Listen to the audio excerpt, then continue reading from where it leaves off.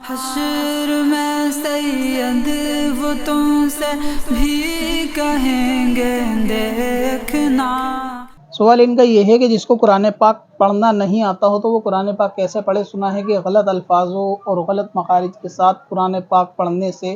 معنی بدلنے کی صورت میں بندہ کافر بھی ہو جاتا ہے، تو غلط قرآن پاک پڑھنے والا کیا روز ڈیلی تجدید نکاح کرے، تجدید ایمان کرے؟ یہ ان کا سوال ہے۔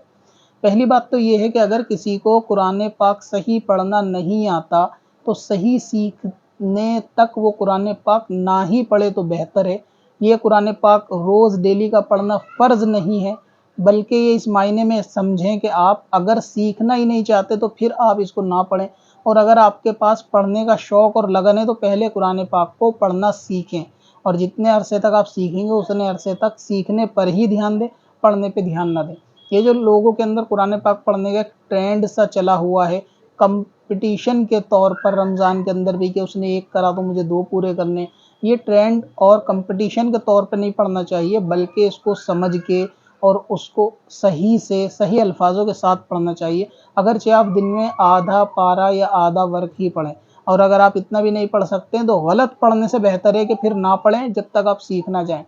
تو اگر آپ روز ڈیلی قرآن پاک نہیں بھی پڑھیں گے تو گناہ نہیں ہے، لیکن یہ کہ جتنا قرآن آتا ہے، نہیں جو نماز کی صورتیں ہیں اگر وہ صحیح مخارج سے آتی ہیں تو کم سے کم ان کو ہی بار بار ریپیٹ کر لیں، قرآن میں دیکھ دیکھ کر وہی صورتوں کو آیتوں کو آپ پڑھ سکتے ہیں، وہ بھی بہتر ہے۔ ورنہ تھوڑا ٹائم نکال کر قرآن پاک پڑھنے سے بہتر ہے کہ سیکھنے پہ نکالا جائے۔ اگر آپ روز ڈیلی آدھا گھنٹہ قرآن پاک پڑھنے پہ لگاتے ہیں یا لگاتی ہیں تو اس سے بہتر ہے آن لائن کہیں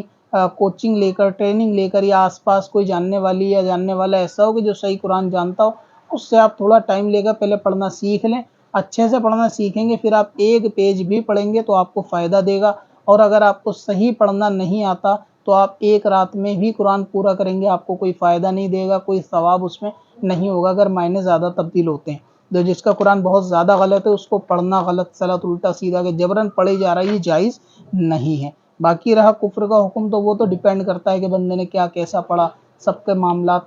الفاظ الگ الگ ہوتے ہیں، یہ تو پھر اسی وقت ہی بتایا جائے گا۔ ایک جنرل سا جواب یہی ہے کہ جب تک پڑھنا صحیح نہیں آتا اس کو نہ پڑھے، سیکھنے پہ زیادہ دھیان دے، اور جب سیکھ جائے تو پھر پڑھنا شروع کر دے۔ اب جب تک قرآن نہیں آتا تو قرآن کے بدلے میں کوئی اور اذکار ذکر کر سکتا ہے،